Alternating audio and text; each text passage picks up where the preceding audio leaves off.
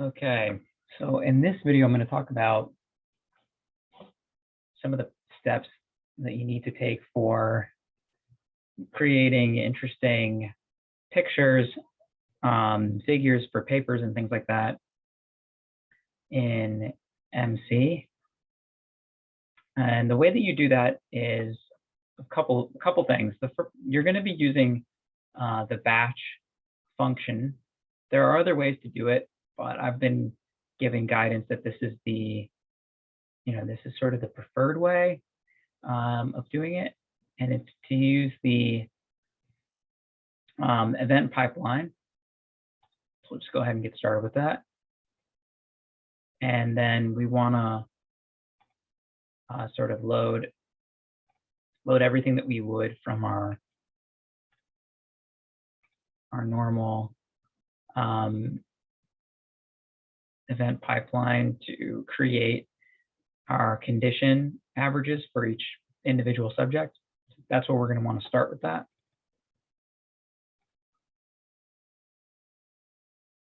And I apologize that I have a lot of crazy names for these. We'll pick this one, even though it says creating bin script without a grand average. I'm gonna go ahead and pick this one and then show you what we're going to do with it. Okay. So you don't have to do anything in specify bins, but just to show you really quick, this is our usual window with the usual sort of setup that we have for filtering. Okay. And then these are all of our usual bins, so nothing new there. So what you're going to want to do that's maybe different than usual is under the select time series section, you're going to want to select all of the subjects that you would want to have in a given picture. And so this is where it's important to kind of have a plan and know what you're doing before you get started. So maybe, for instance, we're looking at something like those with a diagnosis of PTSD versus those without a diagnosis of PTSD. So I would want to have a list of ID numbers and then only then pick the ones that fit within a given category. And you want to be careful in doing that, because if you accidentally, let's say 136 has a diagnosis, 128 does not. If you accidentally click 128 at this stage, then their data is going to be incorporated into the grand average that you're going to make later on, and you can't pick that person to take out. Instead, what you need to do is you need to do it all over again. So it's really important to make sure that you know who you're going to pick and check your IDs very, very carefully, so that you don't have to be in a position where you're doing this over and over and over again because you keep making mistakes. And the truth is, you probably won't even necessarily know that you've made the mistake, which is even worse, because then you might publish something that's wrong by accident, and we never want to do that if we can avoid it.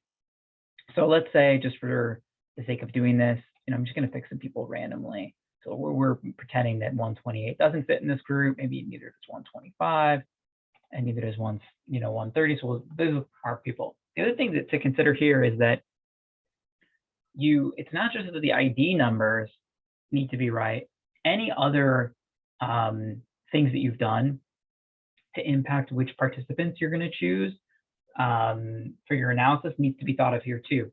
So, for instance, maybe 136, that person has a PTSD diagnosis, but their data quality is really poor, and you've actually excluded them from your analyses. And obviously you wouldn't want to check that box. And then say the same thing, maybe a really important, covariate in your analysis is something like presence of a parent figure at home, and you're only including people that you have parenting data on, whether or not that there was additional partners in the home or not. And say maybe 75 does not. So that could be another reason why they're excluded. So it's really just going back to the same point I was making before about being really careful about knowing which people you're going to be including and which people you're not going to be including in your average. So I'm pretty confident, just from working with this data a lot, that some of the people that I've clicked off here are maybe ones that have poor quality data, and you wouldn't necessarily actually want them in an average, but we're just doing this for demonstration purposes. All right, so let's say those are the people that I've picked. I'm going to press OK. And then for outputs, there we would want to make an edit. And we would want to add a grand average. And you can rename this. So we'll just call it bracket averages. Okay. Oh, here are some other options.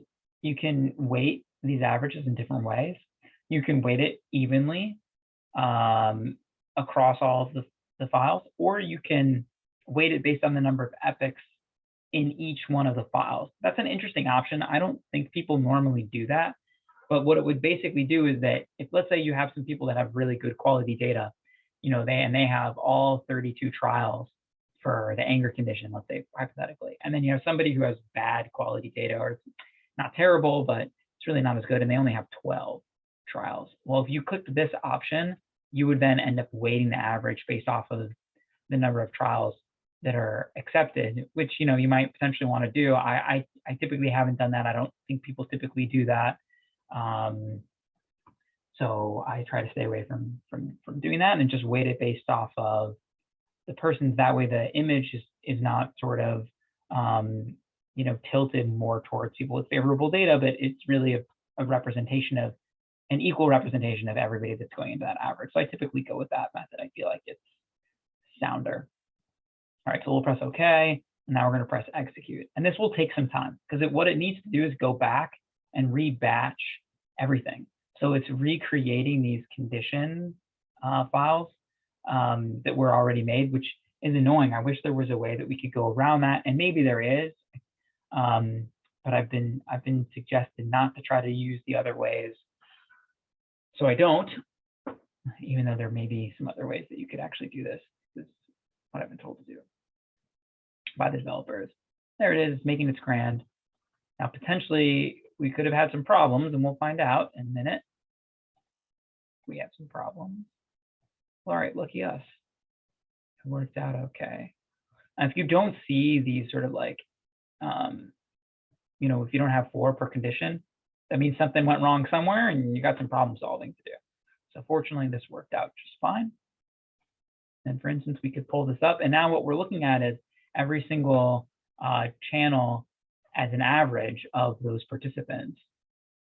Okay, so now you're not going to publish this, though. This is not something that would make its way into a paper. So normally we would go to superimposed view. This you definitely don't want to publish in a paper.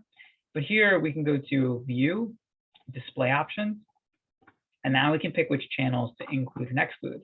We're going to turn all of them off, and then we'll pick whichever ones we think are interesting for this particular ERP component. The truth is we don't necessarily know off the bat.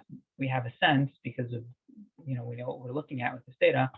So we're going to, because we'll start with OZ, since we know that the LPP can sometimes be large towards the back of the head, especially in this age range. So we'll go ahead and press apply. Okay. And now, you know, this is maybe kind of where the LPP is happening. Maybe. Okay. So I'm just going to highlight, we'll say that in a lot of papers, I see that the LPP goes from 400 milliseconds to a full second after a picture's been on. So I'm going to highlight that whole section. Oh, that's interesting. Didn't like what I was doing. I'm going to highlight most of this section, and then I'm going to press this topographic map. And this is sort of that classic image that you see, you know, in a lot of papers, you know, where there will be a head map like this. And it so happens the people that I picked at random have a nice looking, you know, LPP-ish pattern. It's a little unusual, but this is kind of what we would have expected to see. And, you know, you can copy, you can go to edit and then copy to clipboard, and then you can put this into PowerPoint or whatever, any program you would want to use to make your figure. You can do all kinds of things to manipulate the size. Well, that looks a little crazy. There you go. That looks a little bit more normal. And then you can add, I don't normally do this, but these are little dots that you can add for where the sensors are. This is, not very helpful looking at it. Like that. Maps plus contours, though, can be kind of cool to look at it that way. So I like to do this. One thing that you're going to want to do when you're making figures is you're going to want to be able to manipulate the range here. And the reason why you want to do that is you're going to want the range to be consistent across all your conditions. So you'll go over here. Let's see, how do I do that actually?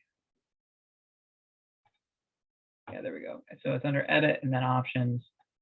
And then you get it here. You'll see that it's automatically set and auto range. That's the default.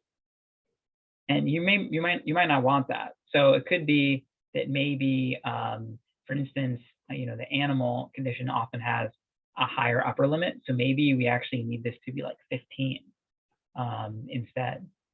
So you would maybe want to check this, and then you can edit this here. Maybe our minimum, maybe this is fine for a minimum like 10, but maybe this needs to be like 15. And that's going to change the way that the figure is going to look quite a bit. And this is where it can become sort of more of an art than anything else, right? But this might be right. I mean, this might be the right range that you would want to use for this data. We don't really know yet until we've looked at the head maps for all conditions.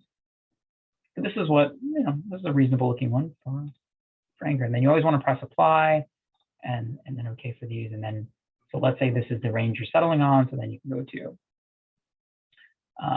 your copy to clipboard and then put it into a different kind of document. The other thing that you often want to show is these waveforms themselves, maybe one channel, maybe a few channels. And here's how you would do that. So the first thing that you might want to be able to change is, things like font size and color, and we're going to do all that. But you also normally don't want a waveform for just one condition. You might want a lot of conditions. So we will do this thing called overlay. So you right click on one of these ones that's not currently turned on, so happy animal neutral, and we're going to overlay. Right click and overlay, right click and overlay. It actually looks pretty cool. We have some different things going on for the different conditions. But this isn't that helpful, and you don't know which color is what. So I go to display options. And then over on this overlay tab, you can click on each one of these and you can change it. So you can make it a dashed line as opposed to a solid line. You can make the lines a lot thicker. I like to make them thicker. It doesn't always work. Yeah, didn't work. I don't know why it doesn't always work. Here, maybe this one will work. Yeah, that one worked. I don't know why. Normally the one that you're overlaying onto, you can't make it thicker for some reason.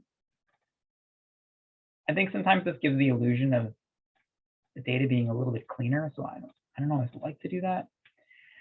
But so for happy, let's make happy green, and let's make animal,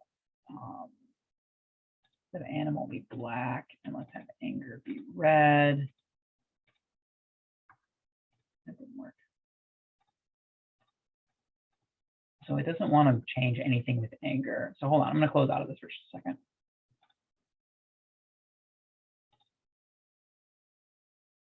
I'm going to start with animal instead.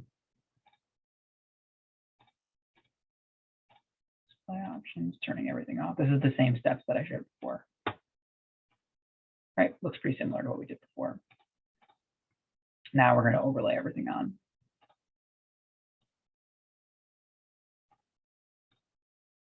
This is totally identical to what we just did before. We just have our main channel, so to speak, is different, but this picture would be the same.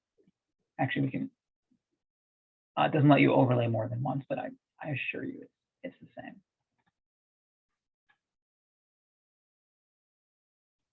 We could change the scale here to make them more similar to each other. This is not relevant though.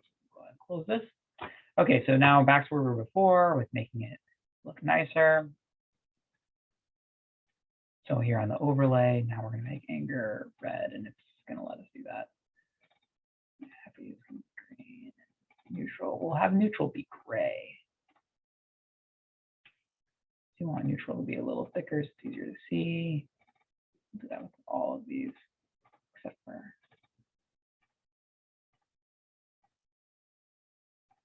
this is totally arbitrary. There's not like some rules about this or whatever.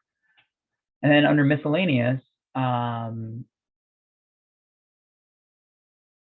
you can change the font. So you can make the fonts bigger. You could, change the text too, but we're going to make the fonts bigger. You'll see those got a lot larger, maybe too large.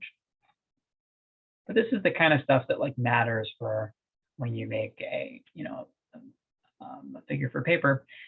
You want it to be easier for people to read. So here, this stayed small, so we might want to make that really big, the channel label. So we'll make that really large.